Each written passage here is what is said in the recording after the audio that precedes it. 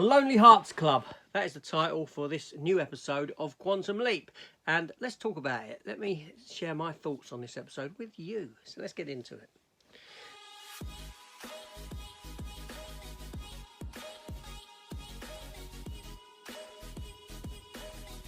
Hello everyone and welcome back to the channel and welcome to my review for Season 2, Episode 4 of this current season of Quantum Leap, The Lonely Hearts Club.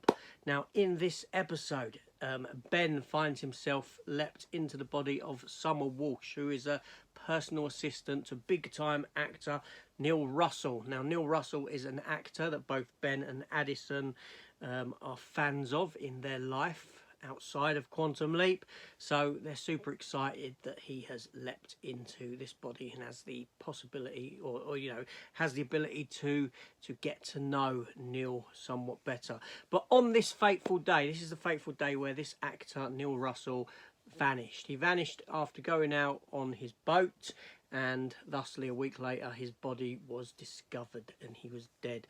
And he was meant to have an appearance on the Tonight Show this particular evening, which he never turned up for. So Ben, in the body of Summer, has to get Neil to this Tonight Show appearance and stop him from dying, basically.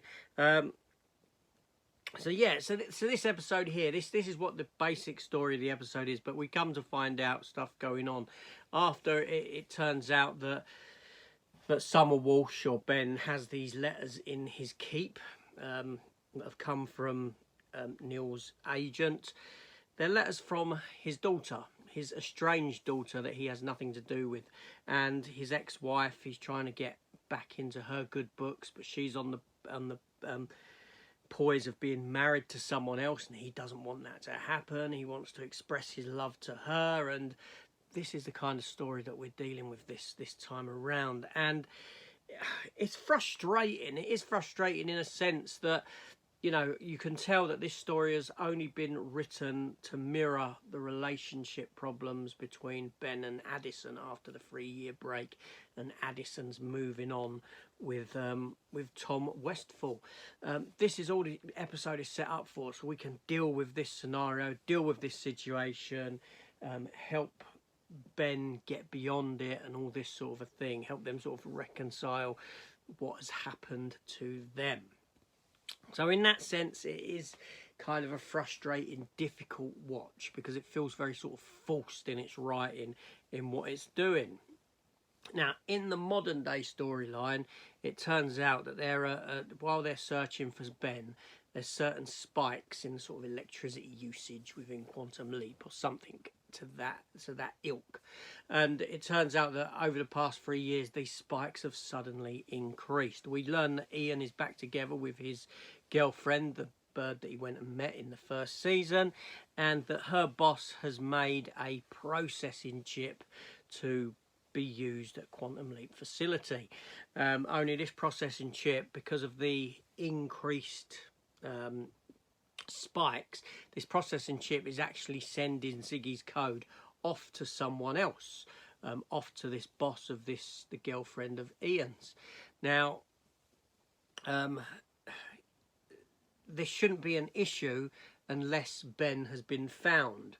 The boss won't find out that it's a time travel experiment unless Ben, and obviously Ben has been found. So this opens the door to some interesting stuff going on there.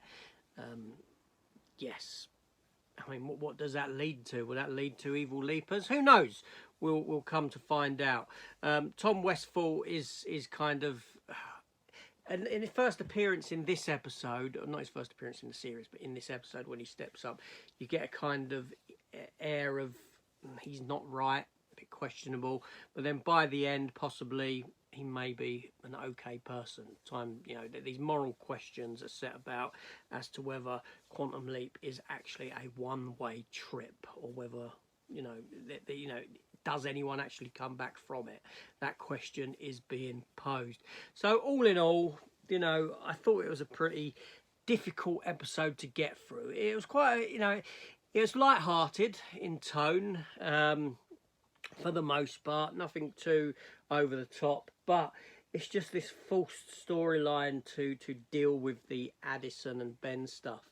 And considering you've had this going on for a few episodes now, which in reality I know this would be the case, and you don't, you know, in reality you wouldn't get over something like that very quickly. But if the show's still treading the same ground over and over again, episode after episode with this, then you know it's going to get a bit tired, and it needs to deal with it.